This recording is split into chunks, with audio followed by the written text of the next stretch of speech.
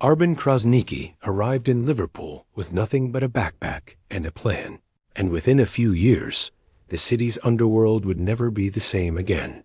Ilir Dervishi never appeared in police records, never showed his face on the streets, yet his decisions quietly controlled millions moving through Liverpool's docks. Besnik Haksa looked like an ordinary worker by day, but by night he became a key link in a network that would choke out every local gang in the city.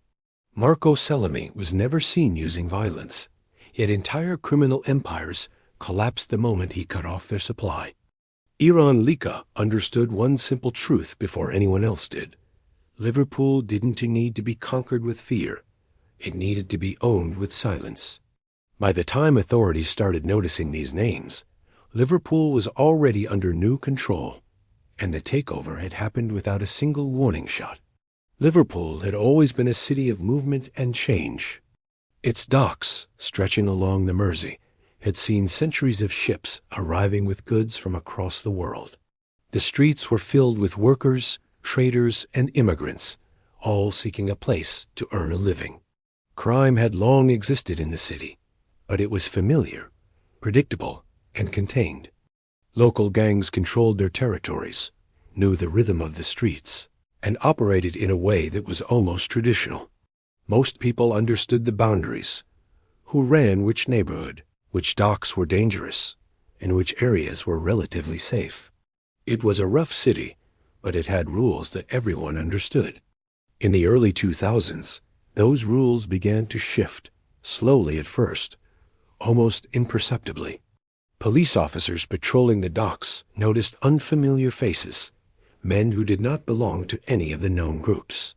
They carried themselves differently, blending into the shadows, avoiding attention, and rarely interacting with the established gangs.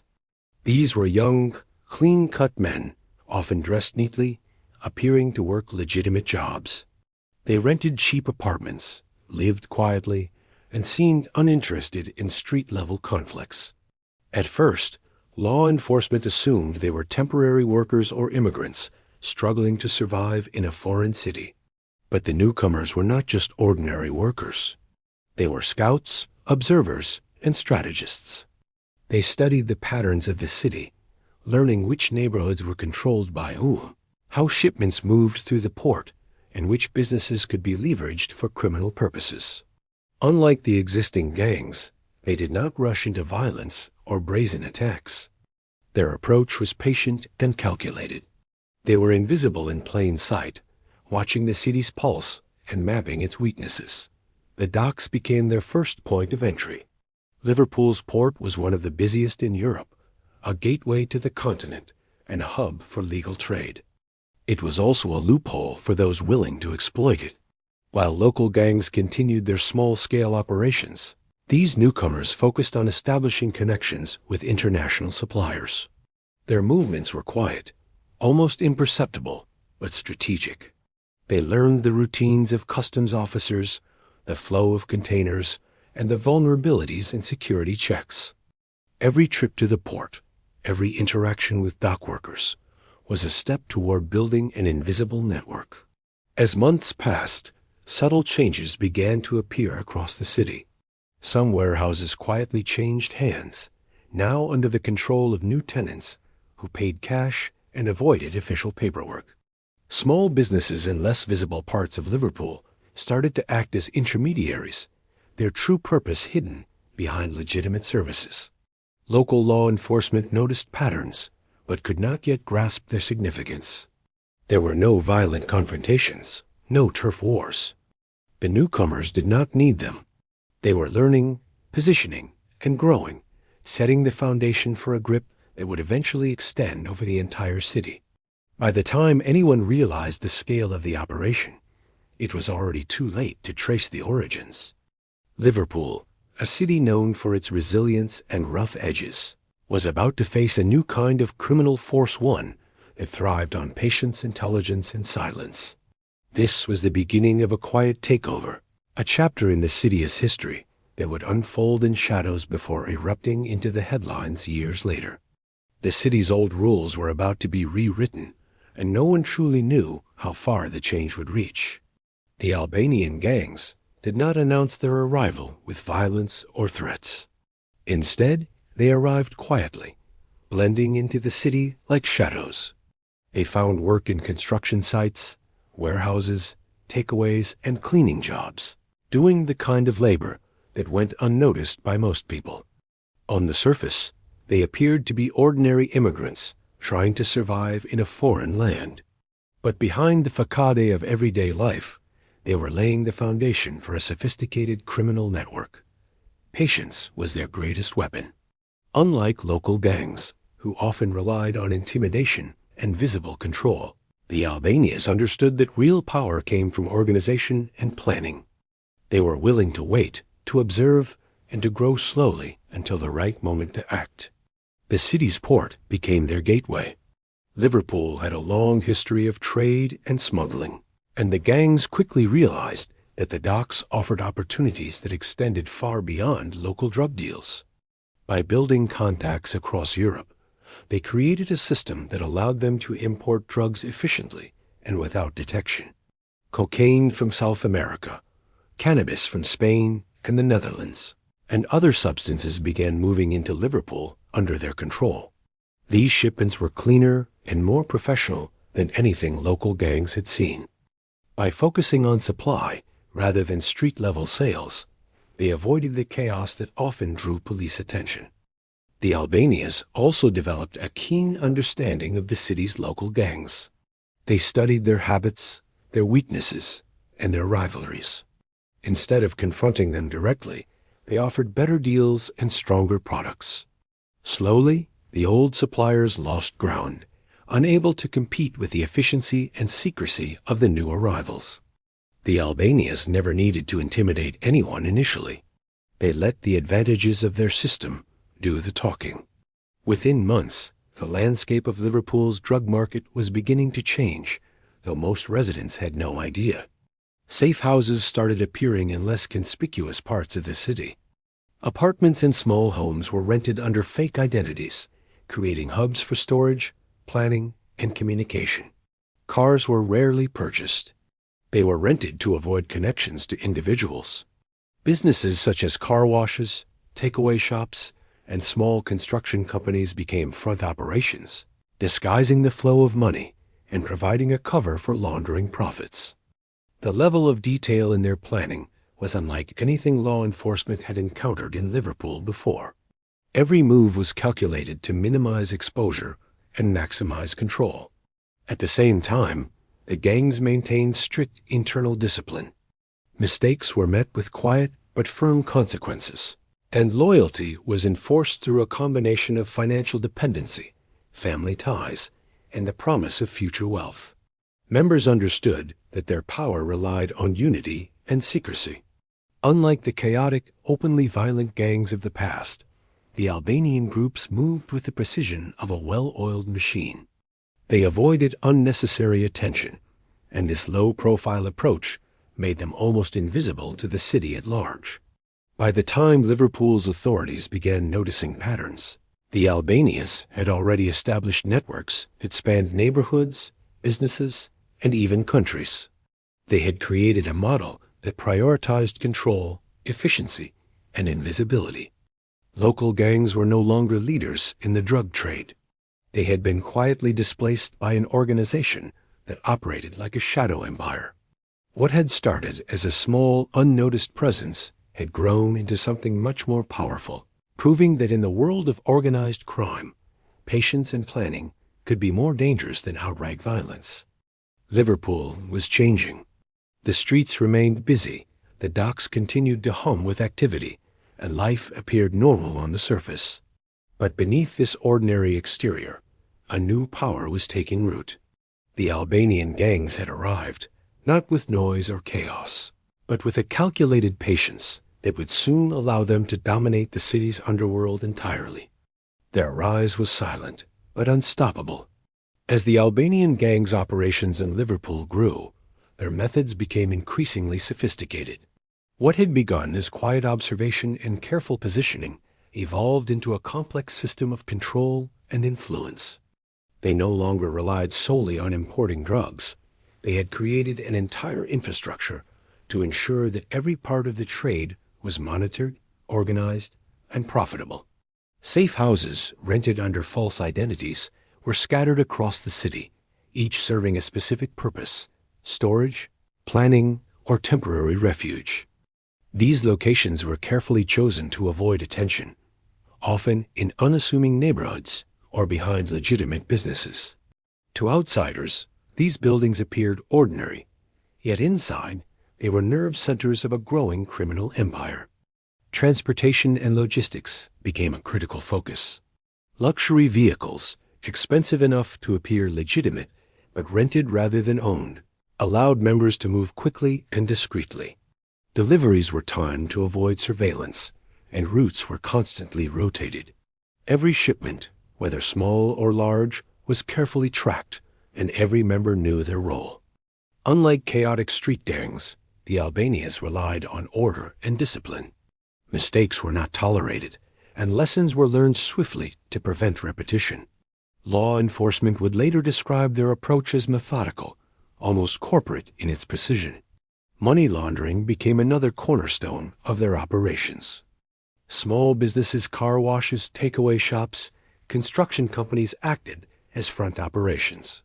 On the surface, they generated modest profits, but behind the scenes, they were conduits for millions of pounds.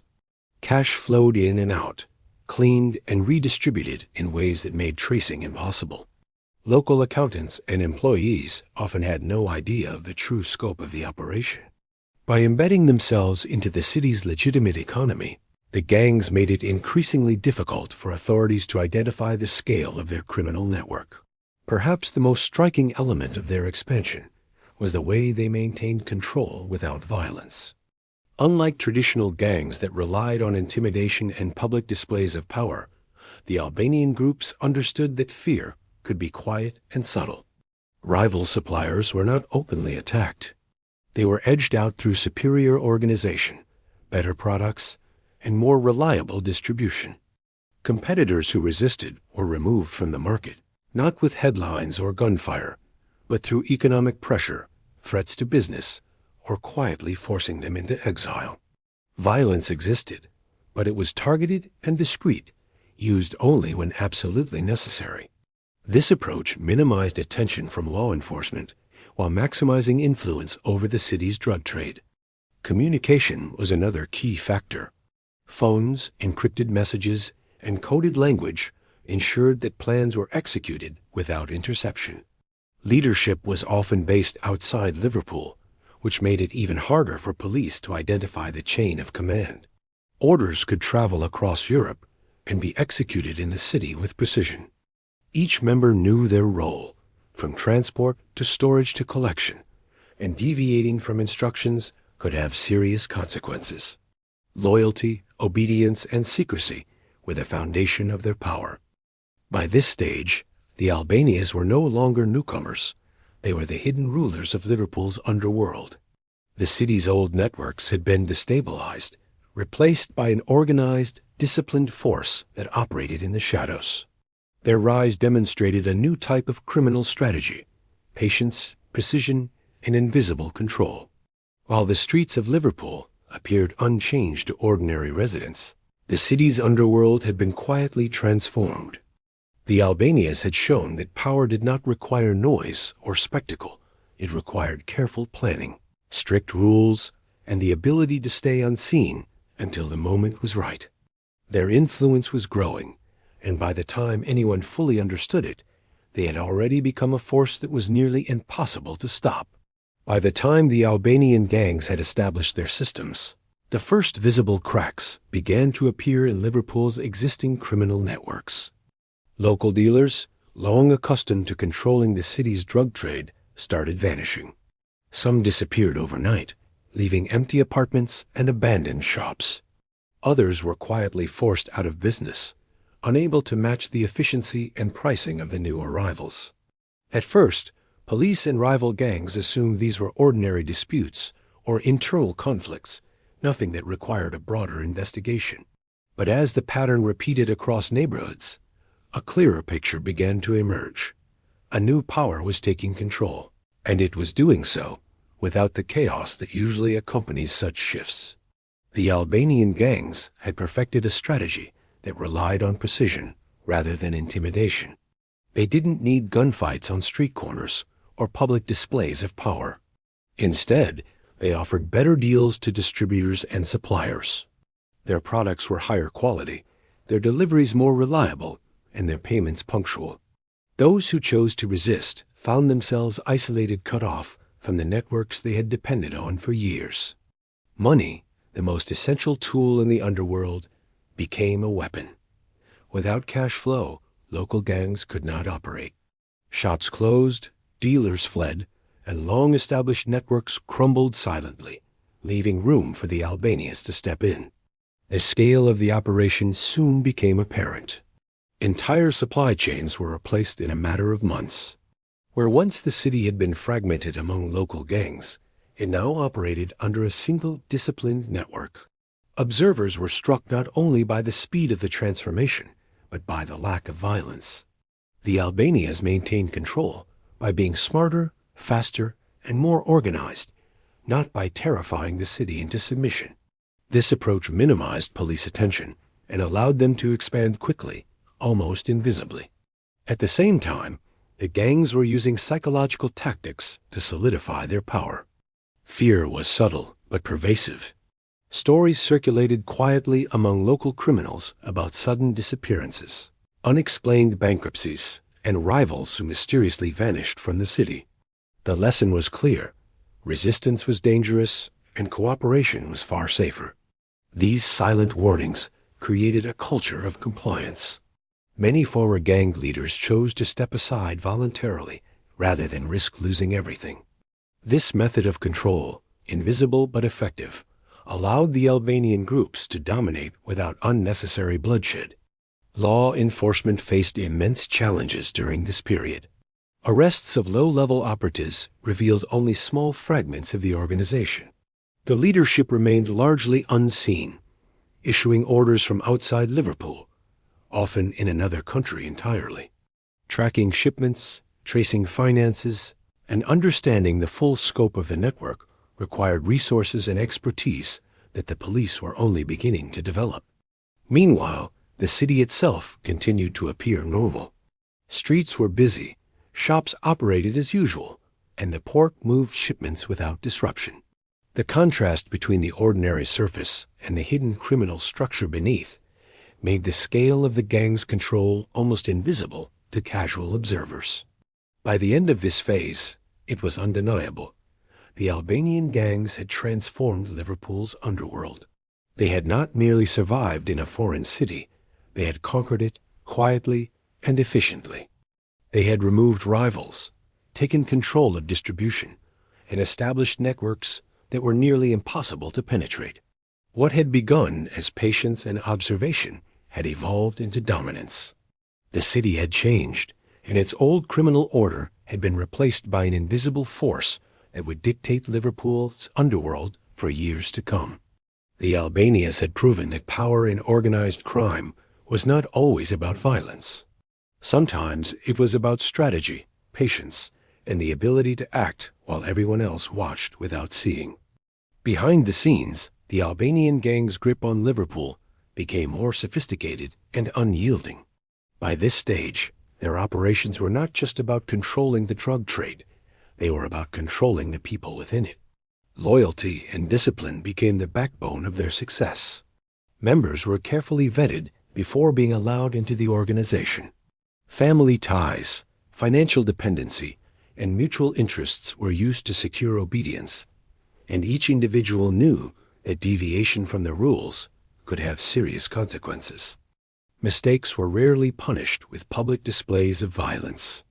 Instead, they were corrected quietly but decisively, often in ways that reinforced fear and compliance without drawing attention. This invisible control allowed the gangs to maintain a stable network even as they expanded rapidly. The structure of the Albanian network was unlike anything Liverpool had seen before. Leadership was decentralized, yet tightly coordinated. Orders often came from outside the city, even from other countries in Europe, making it nearly impossible for law enforcement to identify the chain of command. Instructions were delivered through encrypted messages and coded language, ensuring that even if communications were intercepted, the full picture would remain hidden. Members carried out their roles with precision, from transport and storage to distribution and collection. Each operation was carefully timed and executed, leaving no room for error. Unlike chaotic street gangs, which relied on visibility and intimidation, the Albanians relied on order and efficiency, creating a system that functioned like a silent machine. Money laundering became increasingly complex and critical to their dominance. Profits from drug sales were funneled through legitimate businesses, including car washes, takeaways, construction companies, and small retail shops. On the surface, these businesses appeared ordinary, providing modest income for employees and serving local communities. Behind the scenes, they moved millions of pounds, cleaning illicit earnings and reinvesting them into the network.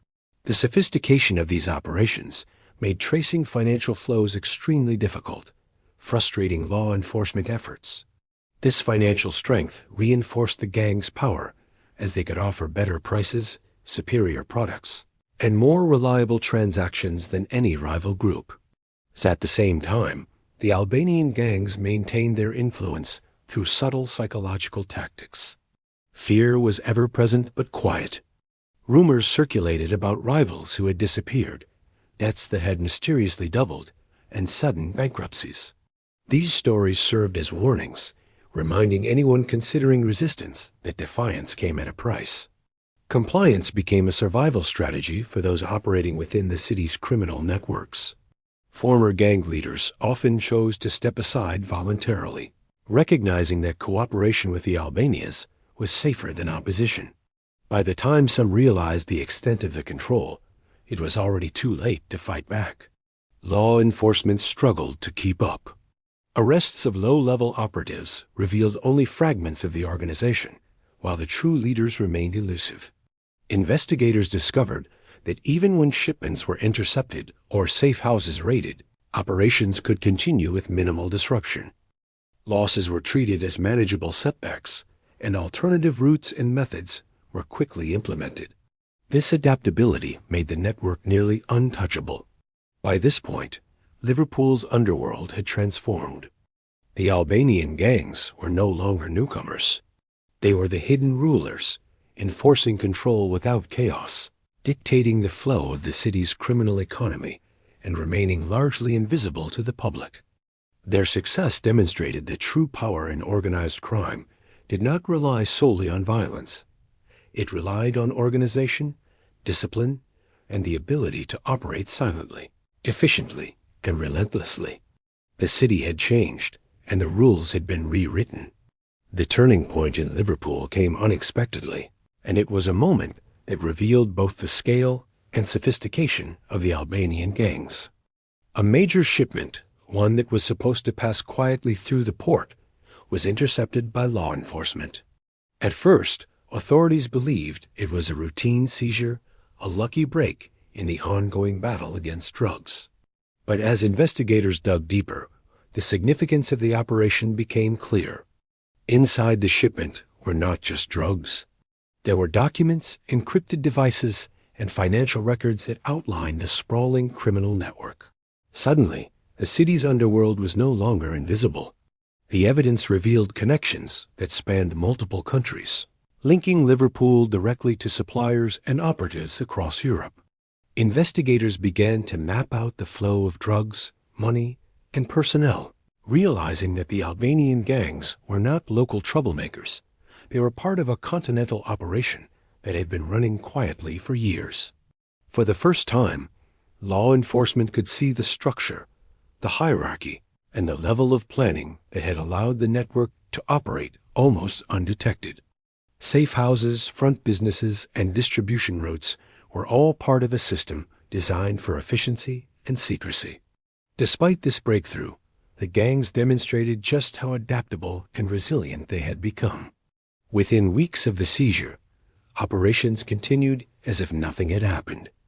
New supply lines were established, often faster and more efficient than the ones that had been intercepted. Members adapted to law enforcement pressure quickly, changing routines, switching locations, and implementing contingency plans that had clearly been prepared in advance. Every setback was treated as a minor inconvenience, a cost of doing business rather than a threat to the organization's survival. This adaptability was perhaps the most striking aspect of the Albanian network. Where other criminal groups might panic or react chaotically after a major loss, the Albanians operated with precision and foresight. Arrests, seizures, and raids were anticipated risks, and the leadership had systems in place to ensure continuity. Orders continued to flow from outside the city, and operations were carried out with the same efficiency as before. This level of planning and discipline made the gangs nearly untouchable, leaving law enforcement struggling to keep pace. At the same time, the public began to notice subtle changes in Liverpool. Stories of vanished suppliers and sudden business closures gained traction. Yet the gang's presence remained largely hidden from the average resident. Streets continued to bustle, shops operated normally, and life appeared ordinary. The contrast between the visible calm and the hidden criminal activity was startling. The city had become a stage where a quiet, highly organized network controlled events from the shadows, leaving most people unaware of the forces shaping their surroundings. For investigators, the shipment interception was both a victory and a revelation. It confirmed suspicions, provided crucial intelligence, and highlighted vulnerabilities in the network. But it also underscored the sophistication of the Albanian gangs and the difficulty of dismantling an organization built on planning, discipline, and adaptability. The seizure marked a turning point, not because it stopped operations, but because it exposed the depth of the problem. Liverpool had faced organized crime before, but nothing on this scale had existed. The city now realized that the true challenge was not merely arresting individuals. It was confronting an entire system designed to endure, adapt, and thrive, no matter the obstacles. As the story of the Albanian gangs' rise in Liverpool became more visible, public awareness of the city's underworld began to grow. High-profile raids and arrests started making headlines, shocking ordinary residents who had never imagined the depth of the criminal operations happening around them. Businesses once thought legitimate were exposed as fronts for money laundering, and quiet houses in residential neighborhoods were revealed as storage points for drugs and cash. The city began to realize that what had appeared as isolated criminal activity was, in fact, a highly organized network controlling large portions of the drug trade. Yet despite this exposure, one of the most alarming aspects remained. The violence was minimal. The gang's power came from precision and strategy, not chaos. The media coverage painted a picture of fear and intrigue, highlighting the meticulous planning behind the operations. Law enforcement shared glimpses of the encrypted communication systems, the safe houses, and the intricate financial flows. Every discovery seemed to reveal another layer of sophistication. People began to understand that this was not a typical street gang. It was a network functioning like a shadow corporation, with clear hierarchies, roles, and rules. Liverpool, known for its resilience and close-knit communities, suddenly felt the presence of a force that operated largely unseen, but with immense control. The psychological impact on the city was significant. Ordinary citizens became wary, realizing that the gangs could be operating anywhere, in a local takeaway, a small construction business, or even a neighbor's home. Rumors of disappearances, bankruptcies, and sudden relocations created an atmosphere of subtle fear. People understood that opposition to the gangs was dangerous, even if violence was rarely overt. Compliance and silence had become survival strategies, and the old codes of street-level loyalty were no longer reliable. Those who tried to investigate or confront the network on their own often found themselves powerless against the scale and organization of the Albanians. For law enforcement, the challenge had evolved. Early successes, such as arrests or confiscations, revealed only fragments of the network. Leaders remained outside Liverpool, often in other European countries, coordinating operations with precision. The decentralized yet disciplined structure of the gangs made it almost impossible to disrupt the system through traditional methods. Police learned that even after a major seizure or raid, operations would resume quickly, routes would shift, and supply lines would adapt. The organization had contingency plans for almost every scenario, demonstrating a level of foresight far beyond local criminal networks. The combination of subtle fear, operational efficiency, and invisibility made the Albanian gangs an almost untouchable force. Their rise showed that dominance in organized crime did not require public displays of violence or chaos. Instead, it relied on meticulous planning, discipline, and psychological control. By the time the public and authorities fully understood the scope of the operations, the Albanians had already secured their influence across the city. Liverpool's underworld had changed permanently. What had once been a fragmented network of local gangs now operated under a hidden, highly organized system that controlled supply, distribution, and finances. The Albanians demonstrated that true power could be quiet, precise, and strategic. Violence was not the measure of control. Organization and foresight were. The city learned a hard lesson. The most dangerous forces are often the ones that move silently, unnoticed, shaping the world around them without leaving a visible mark. The shadow of this control remained, a reminder that Liverpool had entered a new era of criminal sophistication. Today, the story of the Albanian gangs in Liverpool is far from finished. The city has seen arrests, high-profile raids, and media coverage exposing parts of the network, yet the system they built continues to operate. Leadership is fluid. When one figure is removed, another steps in, ensuring continuity. Supply routes adapt, safe houses relocate, and businesses continue to function as fronts for laundering money. The gangs have proven that resilience is as critical as power. Liverpool may have won small victories, but the larger structure remains intact, a testament to careful planning and long-term strategy. The most remarkable aspect of their rise is how quietly it occurred. While other criminal groups relied on violence and public fear, the Albanians achieved control through organization, patience, and subtle influence. They understood the value of staying invisible while steadily building dominance. By the time police and local gangs fully realized the scale of their operation, it was too late to dismantle the network entirely. Their approach had been strategic from the beginning. Move quietly, grow steadily, and disrupt only when necessary.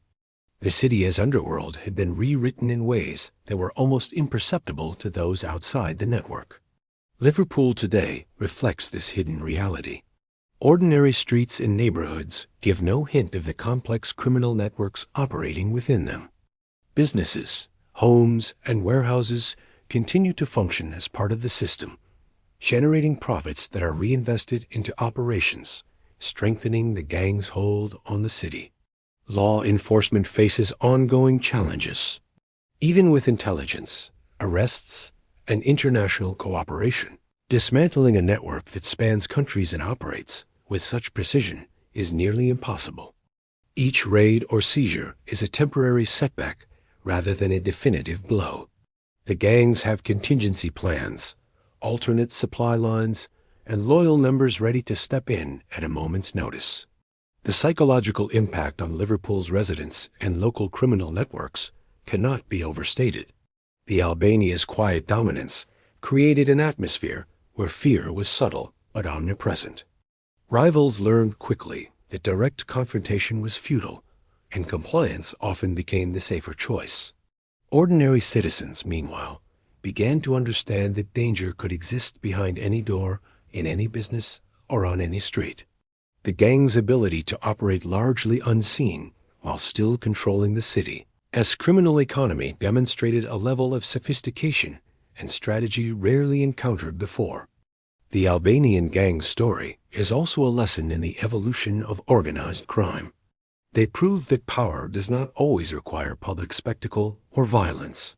It can come from planning, patience, and the ability to adapt.